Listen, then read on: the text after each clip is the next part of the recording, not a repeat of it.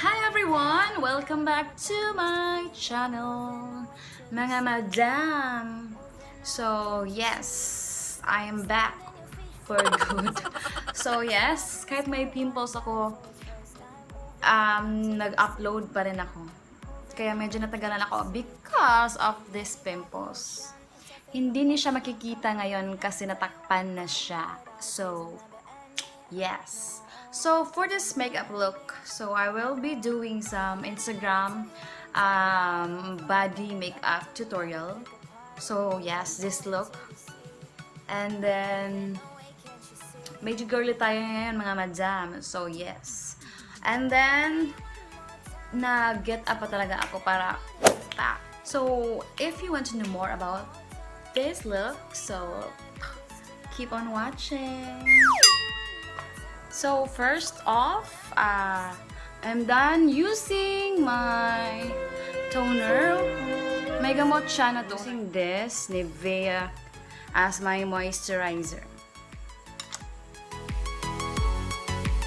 So up next is this pore eraser as my primer.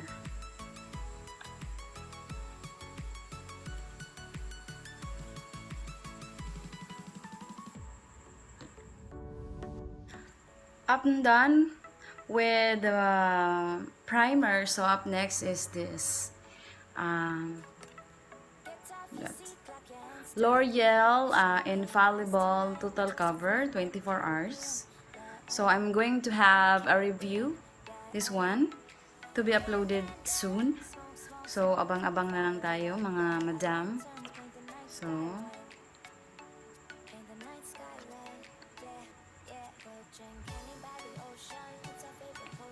pupuntiryahin ko yung may mga pimple marks.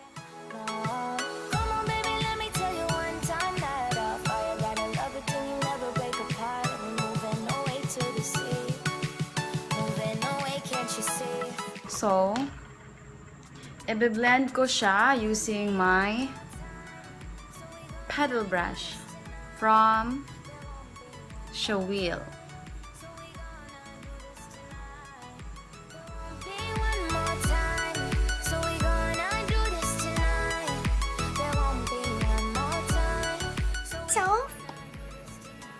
Yung pimple marks ko. For that, so I will be using my LA Girl Pro Concealer para matago itong mga lintak na mga bisita.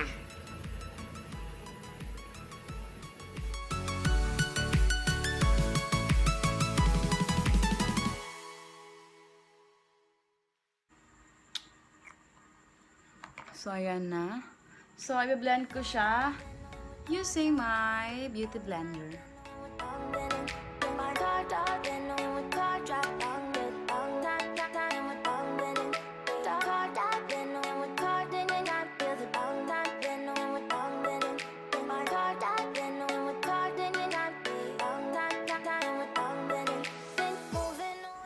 So, up next is I'm going to use this NYX or NYX Wonder Stick na highlighter plus contour. So, moving away, can't you see? We'll drink honey by the ocean. It's our favorite potion. Come on, baby, let me tell you one time that our days will never end. Yeah, no. So I'm going to use this to love it till you never break apart. We're moving away to the sea. Moving away, can't you see? So for the powder, I'm going to use this Maybelline refill siya. Clear Smooth All-in-One na may SPF 32 siya. And I'm on the shade of Sand Beige. Ayan. Ito na lang yung gamitin ko.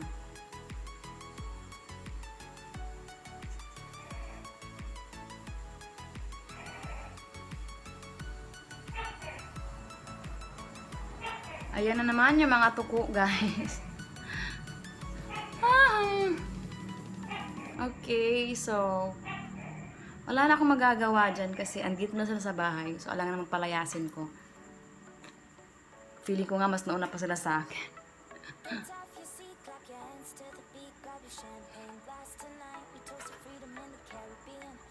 So, isama natin siya sa video yung mga tuko.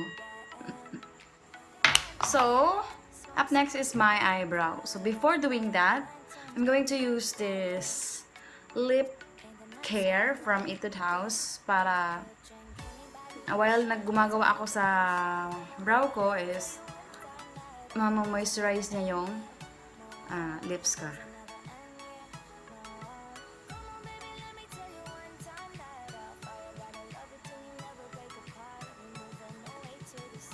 Okay. So, up next is my eyebrow. So, babrush ko lang siya.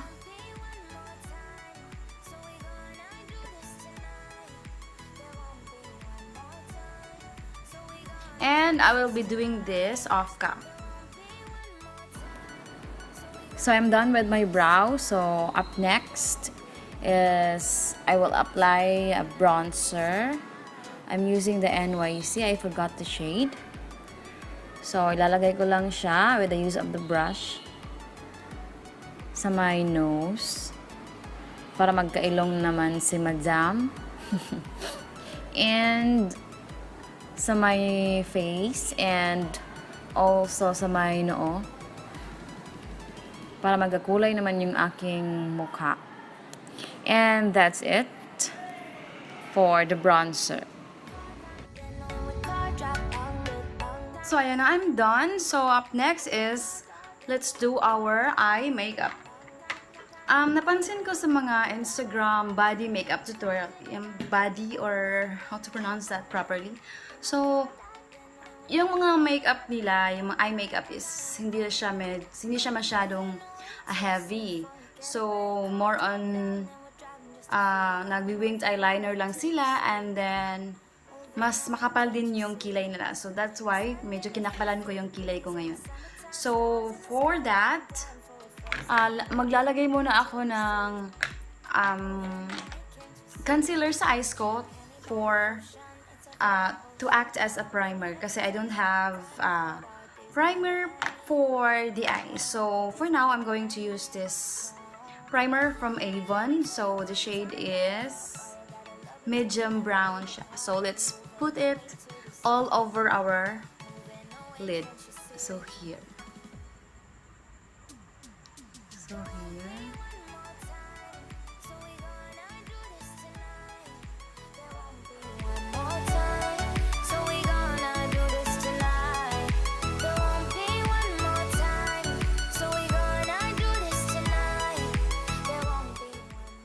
So, I'm done putting concealer on my face as primer. So, for the eye makeup, so let's start with a transition color. So, I'll be using this one here.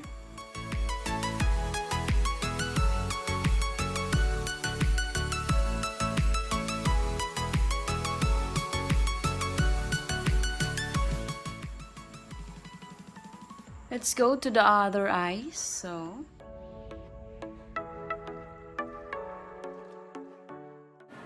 So for the outer V, I'm just gonna take the darkest color, which is the color brown there.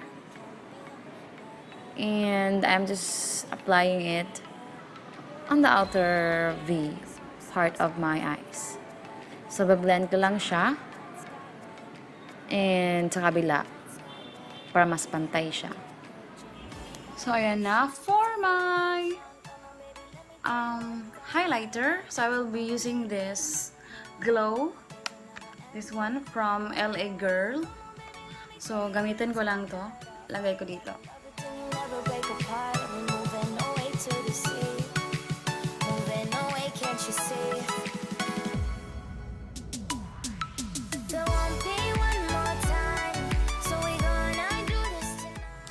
And finally, I will be using this one.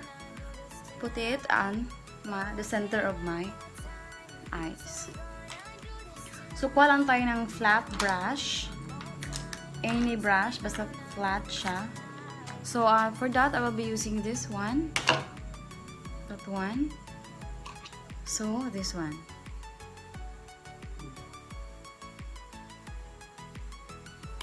Medyo shiny siya, so...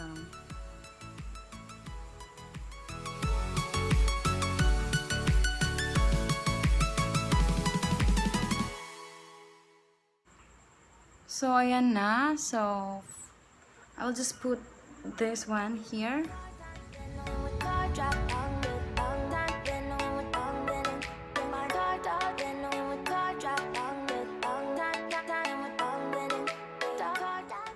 So, ayan na. I'm done with my eyes. So, lagay muna tayo ng eyeliner. Oh my God, I don't know. Hindi ako magaling masyado mag-eyeliner ha. So, this one. Adjust ko lang muna yung cam.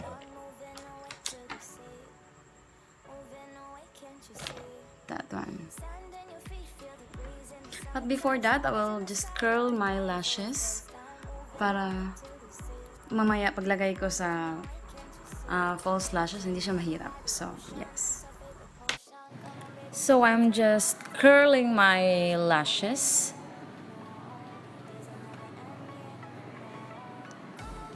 I mean, both of my lashes to make it easier for me to apply later the false lashes. And before that, I will apply eyeliner before putting the lashes to make it more precise and attractive. Ayan, medyo mahirap siya, kaya binibilisan ko lang.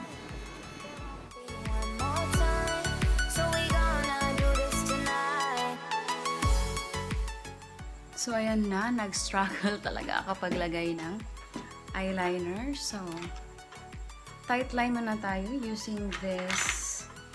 This one is black. The black eyeliner from Avon. So, lagay natin siya dito. Okay?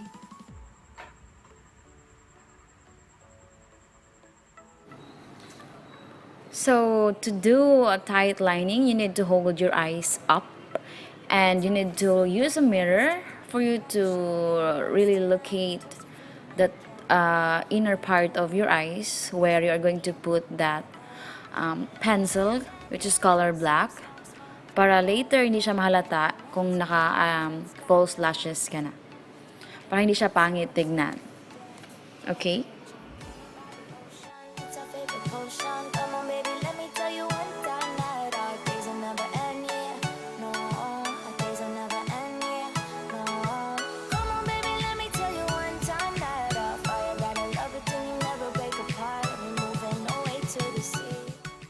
So, yes, up next is lagay ulit tayo ng powder para malinis yung mga fallouts ng eyeshadow kanina.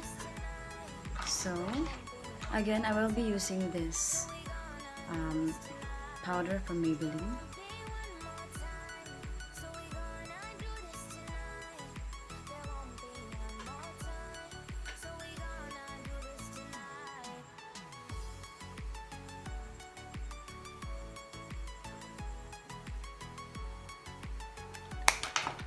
Next, I will be using this blush from LA Girl. Using this one, halo ka lang siya.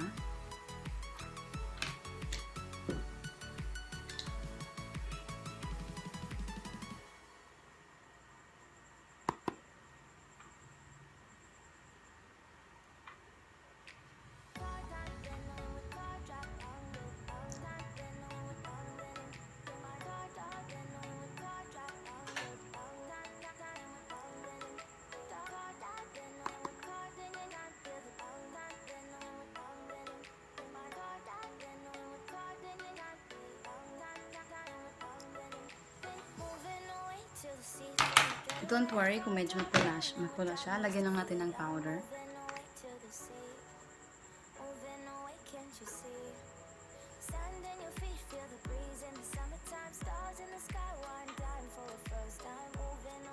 So, ayan. Let's go back to our eyes. Lagyan lang natin siya ng dark brown pencil para maging pantay siya. So for the pencil, we'll be using this Nichido eye color brown. So lagyan natin siya sa under eye natin.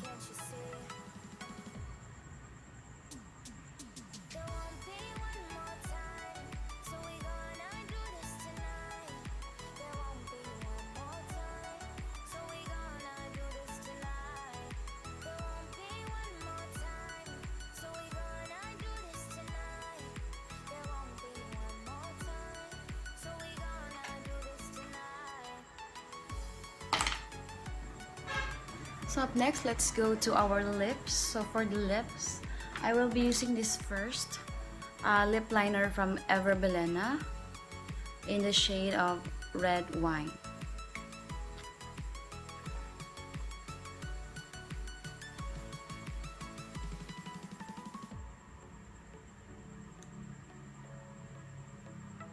Outline lang natin yung lips para mas ma-define siya.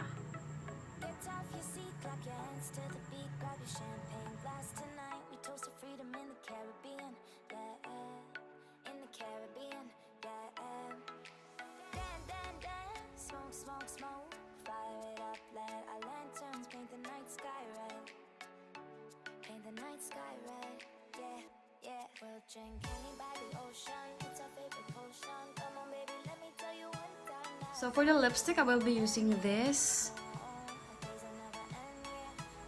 from Maybelline Touch of Nude. Sa pawan lang natin yung ilagay natin na lip liner. Ito yung shade niya.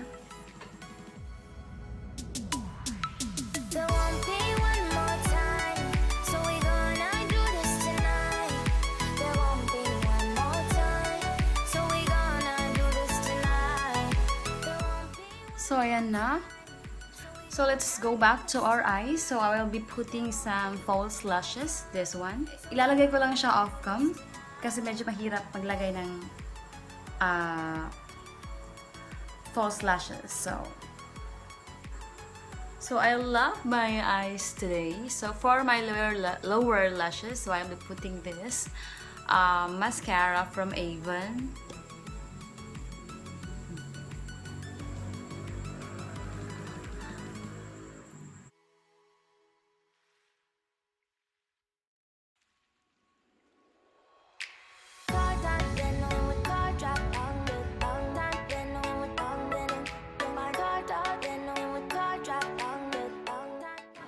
So, for the final look, I will be putting some highlighter on the bridge of my nose. Ayan, para mag-glow siya. And also, the top of my lips. And on the center of my brow and on my cheek.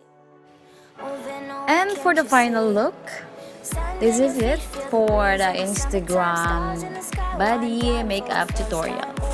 So yes, success! I'm finally done. I hope nagustuhan niyo, girls, and gayahin niyo yung ginawa ko dito sa final look na ito na Instagram Baddie makeup tutorial. And if you like this video, please don't forget to thumbs up or comment down below your suggestion, your comments, your negative reactions with this makeup tutorial. Please. Don't forget to click the subscribe button and click the bell button so that kung may mga new updates ako, malalaman nyo agad. So, yes. Thanks for your support. Let me love you.